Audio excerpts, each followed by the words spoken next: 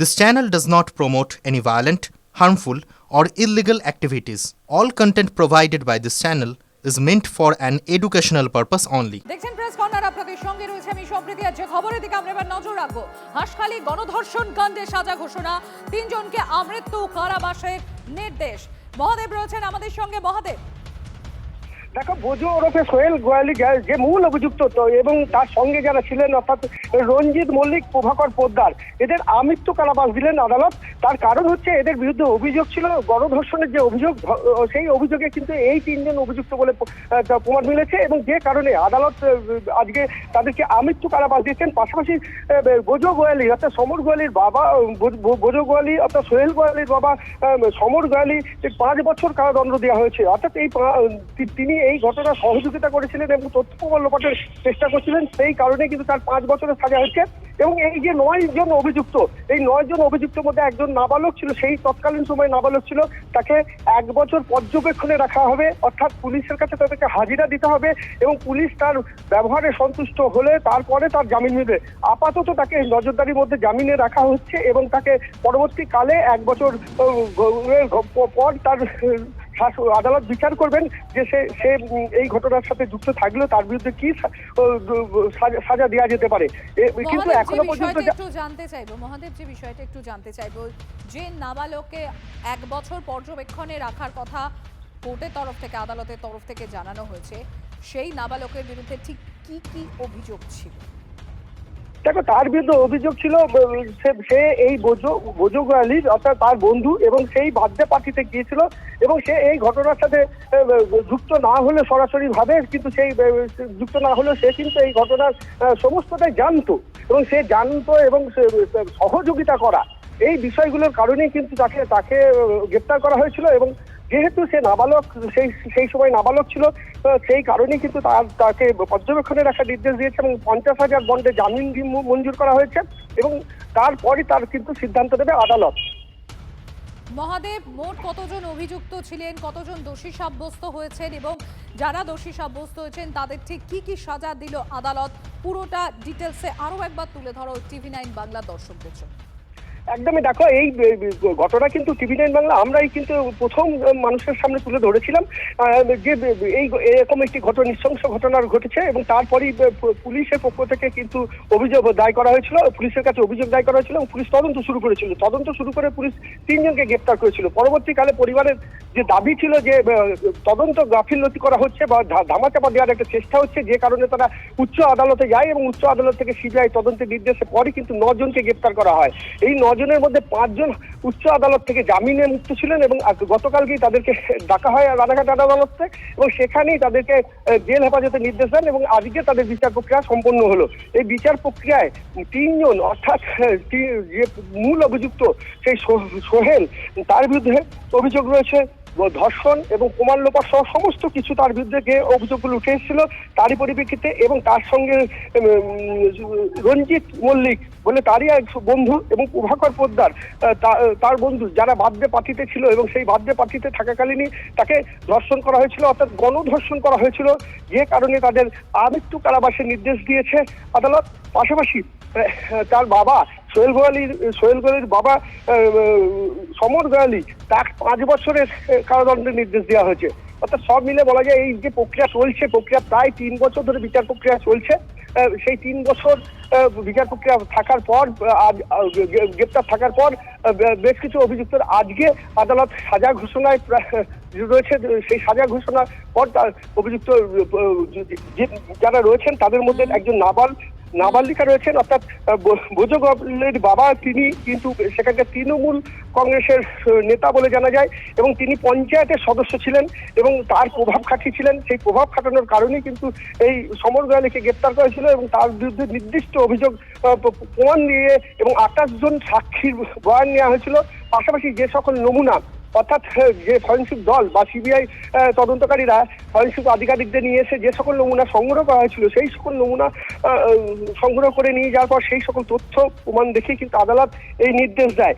যেখানে নমুনা যে সকল সংগ্রহ করা হয়েছিল তার মধ্যে বিশেষ গুরুত্ব পেয়েছে, দেখো, যেটা জানা যাচ্ছে। আমাদের আরো ডিটেলসের দিকে আমাদের নজর থাকবে এই মুহূর্তে। TV9 বাংলা দর্শকদের জন্য আপনাদের জানিয়ে রাখি, তৃণমূল নেতা ও তার ছেলে সহ 3 জনের আজীবন কারাবাসের নির্দেশ দেওয়া হলো আদালতের তরফে। হাঁসখালিতে নাবালিকা গণধর্ষণ কাণ্ডে সাজা ঘোষণা। 2022 সালের ঘটনা, আপনারা জানেন, গণধর্ষণ ও খুনে 3 জনকে আমৃত্যু কারাবাসের নির্দেশ দেওয়া হয়েছে এবং যে 3 জন অভিযুক্ত তার বাবা অর্থাৎ তৃণমূল নেতা যার কথা উঠে আসছে, তিনি ওখানকার পঞ্চায়েত সদস্য, তাকে 5 বছরের কারাদণ্ডের নির্দেশ দেওয়া হয়েছে। তার বিরুদ্ধে অভিযোগ ছিল তথ্য প্রমাণ লোপাটের। গতকালই আপনারা জানেন 9 জনকে দোষী সাব্যস্ত করা হয় হাঁসখালিতে নাবালিকা গণধর্ষণ কাণ্ডে। আজকে সাজা ঘোষণা হলো। তৃণমূল নেতার ছেলে তার বন্ধুদের বিরুদ্ধে মূল যে 3 জন অভিযুক্ত ছিল সেই 3 জনের আজীবন কারাবাসের নির্দেশ দেওয়া হয়েছে। এর মধ্যে একজন নাবালকও রয়েছে। এই দোষী 9 জনের মধ্যে একজন নাবালক রয়েছে। 1 বছর তাকে পর্যবেক্ষণে রাখার কথা জানানো হয়েছে আদালতের তরফে। এবং আপনাদের জানিয়ে রাখি, যে তৃণমূল নেতার ছেলে 3 অভিযুক্তের মধ্যে অন্যতম মূল অভিযুক্ত, সেই তৃণমূল নেতার 5 বছরের কারাদণ্ডের নির্দেশ দেওয়া হয় আদালতের তরফে। তার বিরুদ্ধে তথ্য প্রমাণ লোপাটের অভিযোগ। হাঁসখালিতে নাবালিকা গণধর্ষণ কাণ্ডে সাজা ঘোষণা করলো আদালত। গণধর্ষণ ও খুনে 3 জনকে আমৃত্যু কারাবাসের নির্দেশ দেওয়া হলো আদালতের তরফে। তৃণমূল নেতা এবং তার ছেলে সহ 3 জনের আজীবন কারাবাস। তৃণমূল নেতার ছেলে সহ 3 জনের আজীবন কারাবাসের নির্দেশ দেওয়া হয়েছে এবং তৃণমূল নেতা তার বিরুদ্ধে অর্থাৎ যিনি পঞ্চায়েত সদস্য, তাকে 5 বছরের কারাবাসের নির্দেশ দেওয়া হয়েছে। গতকালই এই ঘটনায় 9 জনকে দোষী সাব্যস্ত করা হয়। হাঁসখালিতে নাবালিকা গণধর্ষণ খুনের সাজা ঘোষণা। হাঁসখালিতে নাবালিকা গণধর্ষণ এবং খুন কাণ্ডে 9 জনকে দোষী সাব্যস্ত করে রানাঘাট আদালত। হাঁসখালিতে নাবালিকা গণধর্ষণ কাণ্ডের সাজা ঘোষণা হলো আজ। 3 যে মূল অভিযুক্ত তাদের আমৃত্যু কারাবাসের নির্দেশ দেওয়া হয়েছে এবং যে তৃণমূল কংগ্রেস নেতা অর্থাৎ যিনি পঞ্চায়েত সদস্য, তার বিরুদ্ধে তথ্য প্রমাণ লোপাটের অভিযোগ ছিল, তাকে 5 বছরের কারাদণ্ডের নির্দেশ দেওয়া হয়েছে এই নাবালিকা গণধর্ষণ এবং খুন কাণ্ডে। গতকালই 9 জনকে দোষী সাব্যস্ত করে রানাঘাট আদালত।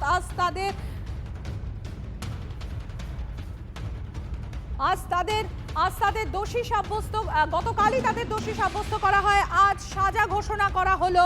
আপনাদের জানিয়ে রাখি, 3 যে মূল অভিযুক্ত ছিল, সোহেল, রঞ্জিত এবং আরো একজন, এই 3 জনের আজীবন কারাবাসের নির্দেশ দেওয়া হয়েছে।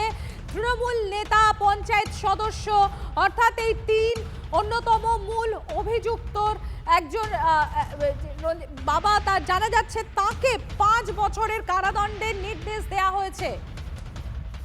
হাঁসখালিতে নাবালিকা ধর্ষণ খুন কাণ্ডে গতকালই আপনারা জানেন 9 জনকে দোষী সাব্যস্ত করা হয়। আজ তাদের সাজা ঘোষণা হলো। 3 জনকে আজীবন, 3 যে মূল অভিযুক্ত ছিল তাদেরকে আজীবন কারাবাসের নির্দেশ দেওয়া হয়েছে। সিবিআই করে উঠতে পারলো না, সিবিআই তো করা উচিত ছিল। এবং শুধু তাই না, এই যে 3 বছর ধরে ট্রায়াল ছিল, তার মাঝখানেও কোনো রকম কোনো পিটিশন সিবিআই দেয়নি পোটেন্সি টেস্টের জন্য।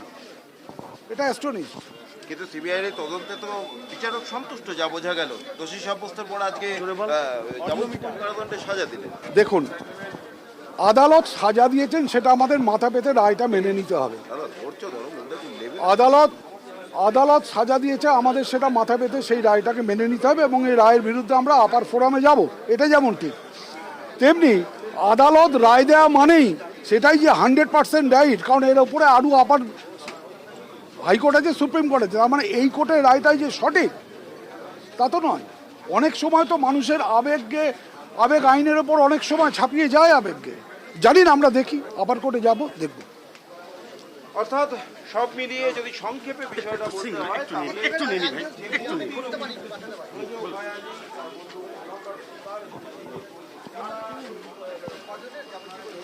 যাবজ্জীবন হলো হচ্ছে 3 জনের। এক হচ্ছে ব্রজ গয়ালী, রঞ্জিত মল্লিক এবং প্রভাকর পোদ্দার।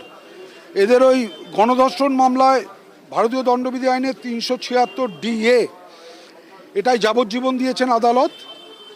আর 6 পক্সো অ্যাক্ট তাতে 20 বছর সাজা দিয়েছেন। ভারতীয় দণ্ডবিধির 506 ধারায় দিয়েছেন হচ্ছে 7 বছর এবং 201-এ দিয়েছেন হচ্ছে 3 বছর।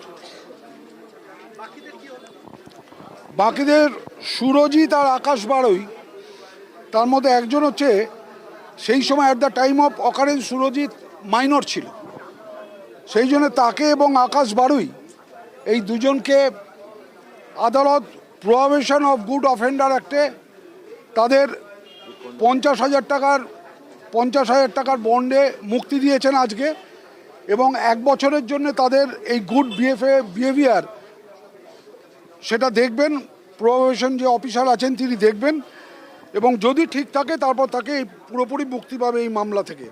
আর সমর গয়ালি আর পীযূষ ভক্ত এদের ওই 500 ভারতীয় দণ্ডবিধির 506 ধারায় 5 বছর সাজা দিয়েছেন এবং 201 ধারায় 3 বছর সাজা দিয়েছেন। আর অংশুমান বাগজিকে 201 ধারায় 3 বছর সাজা দিয়েছেন, মানে হচ্ছে প্রমাণ লোপ, যে সেই সমস্ত এই প্রসিকিউশন যেটা বলছে ওই সমস্ত বডি পুড়িয়ে দেওয়া হয়েছিল নাকি, সেই ব্যাপারে 201 এবং 506 হচ্ছে ভয়ভীতি দেখানো হয়েছিল, সেই জন্য একটায় 5 বছর, একটায় 3 বছর, একটায় 2 বছর সাজা দিয়েছে। সমর গয়ালি ছেলেরা, সমর গয়ালি হচ্ছে বাবা, সমর গয়ালির ছেলে হচ্ছে ব্রজ গয়ালি। এদের বিরুদ্ধে ওই যে 3 জন, ব্রজ গয়ালি, রঞ্জিত মল্লিক আর প্রভাকর পোদ্দার, এদের বিরুদ্ধে এই মামলার যে মূল সেকশন গণধর্ষণ, এই গণধর্ষণের জন্য দোষী সাব্যস্ত করেছেন এবং যাবজ্জীবন সাজা দিয়েছেন। আর 6 পক্সো অ্যাক্ট, এই 6 পক্সো অ্যাক্টে দিয়েছেন হচ্ছে 20 বছর। আর 506 দ্বারা ভারতীয় দণ্ডবিধির ভয়ভীতি দেখানো, তোমাকে এই করবো, জ্বালিয়ে দেবো, পুড়িয়ে দেবো, এইসব করার জন্য, এটাই দিয়েছেন হচ্ছে তোমার 7 বছর। সমর গয়ালিকে দিয়েছে হচ্ছে 506 ধারা, মানে ভয়ভীতি দেখানোর জন্য দিয়েছে 5 বছর, এবং 201 প্রমাণ লোপের জন্য দিয়েছে হচ্ছে 3 বছর। হ্যাঁ, যেটা যে ভেতরে যেটা আছে সেটা সেট অফ হবে।